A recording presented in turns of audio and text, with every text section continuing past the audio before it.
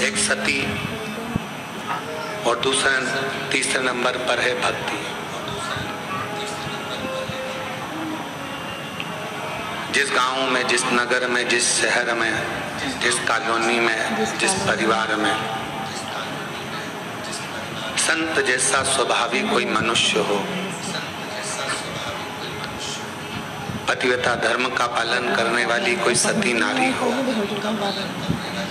या कोई भक्ति में डूबने वाला कोई मनुष्य हो, परिवार का कोई अंग हो, तो निश्चित है उस गांव को, उस परिवार को, उस कुल को, उस क्षेत्र को कभी कोई बर्बाद नहीं कर सकता है, क्योंकि वहां या तो संत विराजमान है, या सती विराजमान है, या भक्ति विराजमान है। संत का स्वभाव क्या है?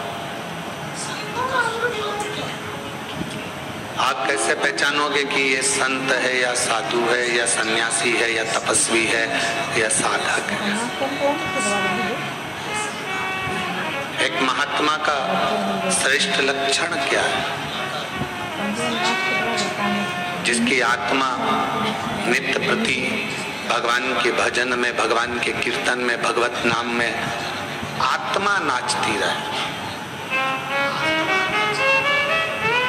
ये इंद्रियां भले नाचे ना नाचे, हाथ अपने घूम रहे हैं ना घूम रहे हैं, पांव हमारे घूम रहे हैं ना घूम रहे हैं, हमारे नेत्र घूम रहे हैं ना घूम रहे हैं, हमारी जिह्वा घूम रही है ना घूम रही है, उससे मूल नहीं है।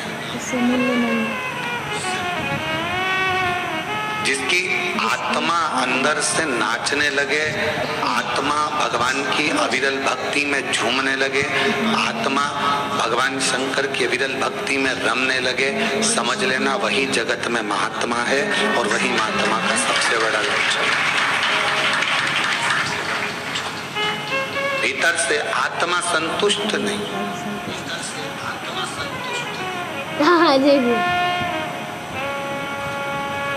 घर के दरवाजे पर लिख दिया शुभ और लाभ, और अंदर रहने वाले व्यक्ति के बुद्धि में शुभ और लाभ विचार नहीं है, तो क्या मतलब? केवल शुभ लिखने से या लाभ लिखने से फल नहीं मिलेगा, शुभ विचारों के होने से भी हमारे घर की पवित्रता रहे।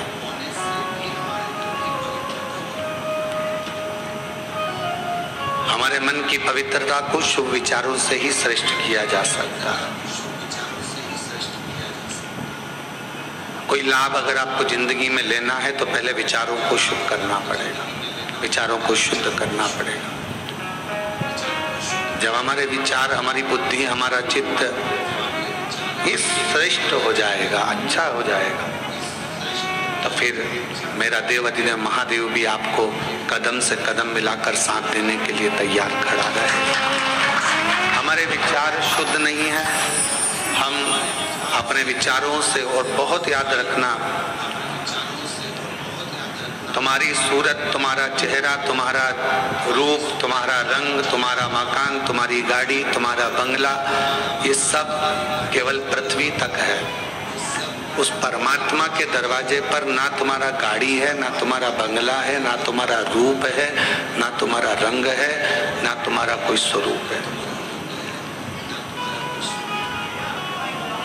जैसे बाहर आवाज बढ़ा दो। जैसे एक माँ अपने बच्चे को पढ़ा लिखाने के लिए, पढ़ लिखने के लिए स्कूल भेजती है, और माँ सुबह जब बच्चे को तैयार कर कर स्कूल भेजती है तो माँ ये कामना कर कर भेजती है कि मेरा बच्चा 2 बजे, 5 बजे, 3 बजे स्कूल से 12 बजे वापिस लौट कर। जैसा मैंने भेजा है वैसा ही मेरे बच्चा है। जगत में कोई माँ ऐसी है जो अपने बच्चे को भेजती हो और मन में सोचती हो कि ये वापिस ना आए? प्रत्येक माँ जगत की अपने बच्चे को स्कूल भेजती है तो ये विचार कर कर भेजती है कि मेरा बच्चा वापस लौट कर आए, और जैसा मैंने भेजा है वैसा कि वैसा ही मेरी औलाद, मेरी संतान वापिस आए। अब विचार करिएगा, माता पिता अपने बच्चे को भेजते हैं कि मेरा बच्चा स्कूल से जैसा है वैसा कि वैसा ही आए। उसी तरह परमात्मा भी, मेरा बाबा भोलेनाथ भी जब जन्म देता है, और जन्म देता है तो ये विचार कर कर भेजता है कि जितना पवित्र मैंने इसको संसार में भेजा है, मरने पर ये उतना पवित्र मेरे पास होगा। कितना पवित्र मैं इसको भेज रहा हूँ, निर्मल मन से, हृदय से, चित्त से, अपने निर्मल स्वभाव से। एक बच्चा जब जन्म लेता है, एक बच्चा जब जन्म लेता है तो उसका स्वभाव कोई कपटी नहीं होता। एक बच्चा जब जन्म लेता है तो उसका स्वभाव कभी बेकार नहीं होता। एक बच्चा जब जन्म लेता है तो उसका स्वभाव कपटी नहीं होता, बेकार नहीं होता, वो छल करना नहीं जानता। बस जैसे परमात्मा ने एक बच्चे को जन्म दिया, उसका मन एकदम साफ है, शुद्ध है, उसके मन में कोई भेद नहीं है, उसके मन में कोई कपट नहीं है, उसके मन में कोई बेईमानी नहीं है, छल नहीं है। भगवान भी चाहता है जैसा मैंने तुझे भेजा स्कूल, वैसा कि वैसे ही लौट कर आना। जैसा मैंने तुझे भेजा संसार में, वैसा ही लौट कर मेरे पास, जैसा मैंने भेजा है।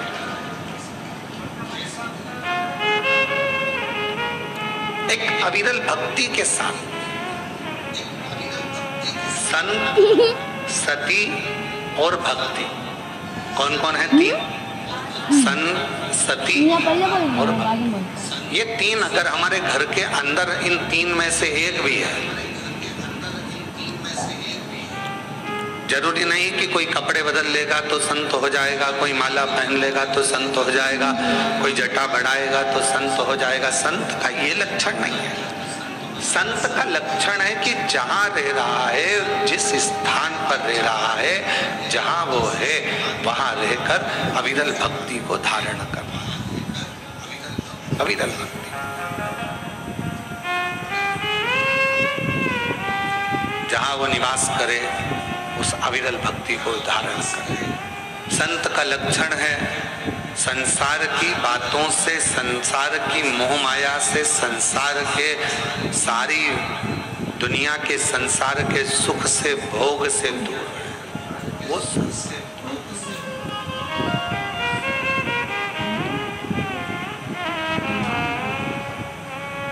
एक पतिव्रता धर्म का पालन करने वाली एक स्त्री, एक नारी अपने घर में रह रही है, परिवार का भरण पोषण में लगी है, बच्चों को पालने में लगी है। एक माँ ने प्रश्न किया, इन्हीं पत्रों में है, अभी आगे हम उसको पढ़ेंगे। वो प्रश्न में लिखती हैं कि मैं मंदिर तक नहीं जा पा रही हूँ क्योंकि घर में मेरे सास ससुर बीमार हैं। फिर उसने पत्र में लिखा कि मैं पहले मंदिर जाती थी, अब नहीं जा पा रही हूँ क्योंकि मेरे सास ससुर बीमार हैं, पति को खदान में काम पर जाना पड़ता है, बच्चों को स्कूल जाना पड़ता है। तो क्या अब मैं पूजन शिवजी की मंदिर में कैसे करूं? तो मेरा उस बहन से, जिसने पत्र लिखा है, उस बहन से इतना ही कहूँगा कि आप मंदिर नहीं जा सकते, अपने सास ससुर की सेवा कर रहे हो, परिवार की सेवा में लगे हो, ये भी मेरे शंकर की सेवा ही है, ये भी मेरे शिव की सेवा। और दूसरा, आपका मन करता है कि मैं मंदिर नहीं जा पा रही हूँ, मेरे मन में खलबली है मंदिर ना जाने की, तो अपने घर में जो शंकर भगवान का शिवलिंग है, अपने घर में जो शिवलिंग विराजमान है, उसकी सेवा करो, उसको जल चढ़ा लो, उसकी आराधना कर लो, मंदिर में पूजन के बराबर ही फल प्राप्त होगा। आप उस सेवा में तो लोग सास ससुर की भी सेवा करो। पंडरीनाथ में हरि विठ्ठल विराजमान है, किसके लिए आए थे? पौंडलिक के। पौंडलिक ने करा क्या था? अपने माँ बाप की सेवा, अपने माता पिता की सेवा। वो तो कभी मंदिर में नहीं गया, ना वो कभी शिवालय गया, ना देवालय गया, ना मंदिर गया, केवल माँ बाप की चरणों की सेवा कर रहा था। इतनी सेवा में लीन हो गया कि भगवान हरि विठ्ठल को आकर, पांडुरंगा नारायण को आकर दर्शन देना पड़ा।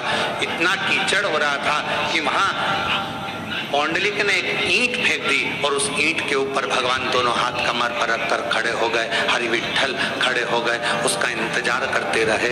तो भगवान कह रहे हैं तू आ, मेरा दर्शन कर ले। वो कहता है पहले माँ के चरण दबा रहा हूँ, पिता के चरण दबाऊंगा, फिर तुम्हारे से मिलने के लिए आऊंगा। बाद में भगवान से मिलने के लिए आया तो भगवान ने पूछा, पौंडलिक तेरी सेवा से मैं प्रसन्न हूँ, मांग तुझे क्या चाहिए। उसने कहा बस इतनी कृपा कर दो, जो अपने माता पिता की सेवा करे उसको तुम ऐसे ही दर्शन देते रहना, करुणा करते रहना, ऐसे ही कृपा।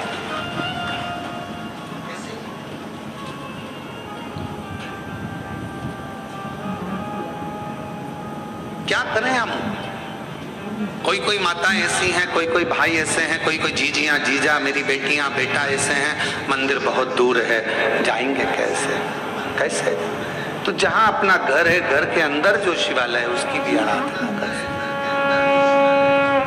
घर में जो मंदिर है, घर में जो भगवान विराजना है उसकी भी आराधना करो, साधना करो। कभी भी अपने घर के बच्चे को नालायक मत समझो, कभी भी अपने घर के बच्चे को हम हमेशा लायक ही समझो। अपने घर का जो बेटा है, कई माताएं अपने बच्चे से कह देती तुझ में अकल नहीं है, तुझ में अकल नहीं है, तुझ में अकल नहीं है। कई माताएं कह देती हैं अपनी अपनी बातों में, वो देखो उसका पति बेचारा इतना कर लेता है, उसका पति वैसा कर लेता है और तुम तो घर में पड़े रहते हो, तुम्हारे से तो कोई काम बनता नहीं है, ये जाते नहीं बनता, वो काम करते नहीं बनता।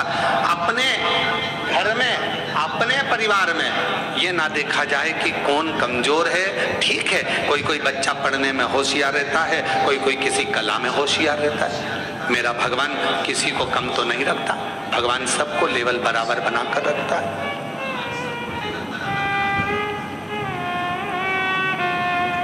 पांच उंगलियां पांचों बराबर नहीं हो सकती। अगर पांचों बराबर हो जाए तो ये मुष्टिका बंध नहीं सकती। इसलिए इस मुष्टिका को बांधने के लिए पांच उंगलियों को भी परमात्मा ने अलग अलग बनाया है। किसी को छोटी, किसी को बड़ी, किसी को मंजली, किसी को संजली बनाया। परमात्मा सबको, घर में पांच बहनें, आप भी होंगी, दो तीन बहनें तो होंगी, दो नहीं होंगी, तीन होगी, तीन नहीं होगी तो एक होगी, काका बाबा की मिला लो, दो चार तो बहनें होगी। सबका रहने का तरीका अलग, सबका खाने का तरीका अलग, सबका बोलने का तरीका अलग, सबका व्यवहार अलग, सबके अपने अपने तरीके, अपना अपना व्यवहार है सबका, और सब अपने अपने व्यवहार से, सब अपने अपने तरीके से रह रहा है, सब अपने। अब कई माताएं कहती हैं कि हमारा वो जेठानी तो कभी मंदिर नहीं जाती,